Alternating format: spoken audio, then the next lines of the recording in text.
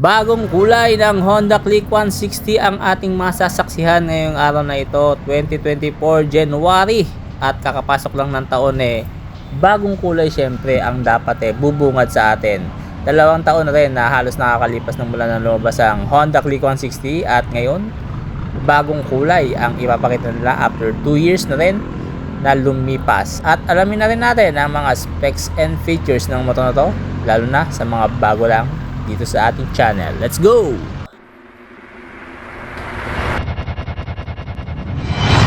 Boss Motovlog.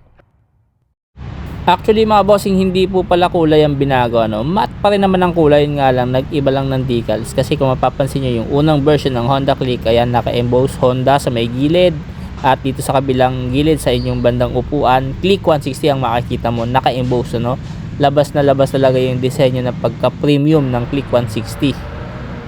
So sa bagong disenyo ngayon, ayan, decals na po ang nakakabit ngayon. Syempre, nasa sa inyo pa rin po kung ano mas pipiliin nyo, mas prepare nyo. Pero syempre sa presyuhan, hindi naman po nagkakaiba ang presyo niyan. Parehas pa rin naman po yan. Binigyan lang nila ng ibang panlasa, ibang atake naman. Dilagyan naman ng pinakabagong decals. Syempre, nandiyan pa rin ang inyong gulay board. Tamang-tama 160cc na mayroong gulay board. Ay naku mga bossing, napakaganda nito, lalo na ay pang long ride dahil makakapal po ang mga gulong. Sa side panel, ayan po ang disenyo ng kanyang decals. Ganon din sa kulay puti. Ganon din po. So 3 kulay lang naman ang nilabas niyan, puti, tapos itim, tapos kulay pula na matte. Puro matte color po ang nilabas ng Honda Click. At ito yung pinakabagong disenyo naman ng Click na kulay pula. So wala na po yung old version, yung naka-emboss yung Click. Pailan-ilan na lang po sa kasa yan. Ito na po yung ipapalit for 2024 model ng Click 160. Ay, ito na po ang makikita natin sa mga tindahan. At syempre, kumpletuhin na rin natin yung mga detalye. Alamin natin yung mga specs and features ng motor na to. At sa mga maghahanap at gustong maka-avail ay dito mo makikita yan sa Honda Desmark along Pasita Complex lang to, katabi ng Motor Trade din. So yan, madaling makita, may Jollibee dyan, may McDonald's. So puntahan nyo na lang po. At syempre, ang pinakabida for today's video, ang Honda Click 160. After ng PCX 160 na inilabas, sumunod naman itong Honda Click 160 naman. Halos magdadalawang taon na rin mula noong July po. Kung hindi ako nagkakamali, nailabas 2022 pa. At ito pa rin yung dating version ng Honda Click 160. Naka-disc brake sa harapan, combi brake system yan. Sumasabay yung preno sa likod pag pumipreno po kayo sa harapan. At napakaganda ng improvement talaga ng disenyo ng Click 160 ngayon. Mas pinataba na yung gulong at yung disenyo ibang-iba na sa 125cc. Madali mo nang malaman kung ano yung 160cc o yung 125cc dahil nga sa bagong disenyo ng Click na ito. Hindi kagaya ng mga unang labas nito, nung unang version, halos identical yung disenyo ng Click 125 at Click 150 pa noon. So ngayon, iniba na po. At bukod dyan, syempre, andyan pa rin yung gulay board na for Asian market friendly, tamang-tama sa mga kagaya natin na pang trabaho, pang sundo sa eskwela, pamapamalengke, kahit 10 kilong manok ang isang pamo dyan at meron ka pang bigas sa likuran. Idagdag mo pa ang malaking compartment at malaki rin ng gas tank capacity nito. So tamang-tama, sapat na sapat at saktong-sakto pa sa isang typical na Pilipino. Dala-dala pa rin ang 157cc engine to be exact. Liquid cooled po ang kanyang cooling system. Single cylinder to at kayang sumipa ng 15 horsepower at 8,500 RPM. Max torque naman ay 13.8 Newton meter at kaya daw tumakbo nito ng 46.7 km per liter. Aba, hindi na masama yan para sa isang 160cc. Syempre, depende pa rin po yan kung gaano ka kabigat o kalaki. Kung matabang tao ka at mag-aangkas ka pa ng kagaya mo, malamang yung 46 km per liter ay magiging 20 na lang yan mga boss.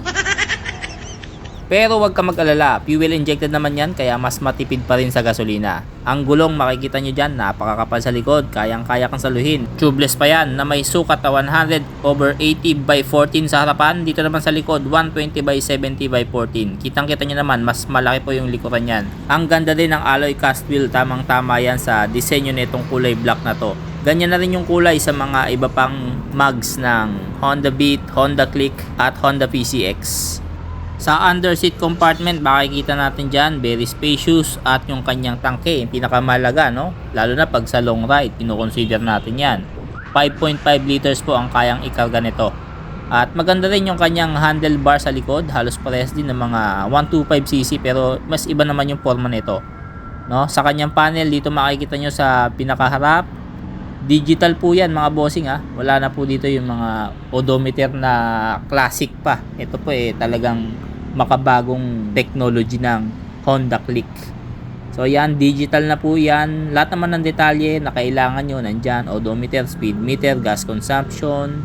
Sa gilid, sa may yung handle, makikita nyo left and right signal light. Syempre, pinaka-importante mga bossing, meron kayong saksakan ng cellphone kahit mapalong ride kayo o kaya naman nagdi-delivery rider kayo. Gusto nyo tuloy-tuloy yung cellphone nyo, naka-charge, hindi kayo malulobat. Ayan, meron pang takip.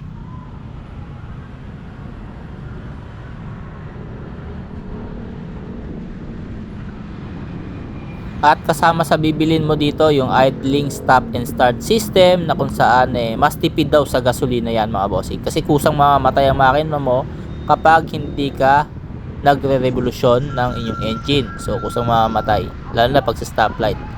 Integrated na po ang kanyang seat opener. Andyan rin po yung sa may gas tank.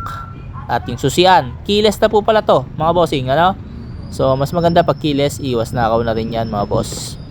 So may maliit na lagayan din dito, kahit cellphone pwede mo ilagay dyan, kahit malubak ka pa ng medyo mataas ng konti, hindi mahulog basta-basta yung cellphone mo dyan dahil may kalaliman din siya.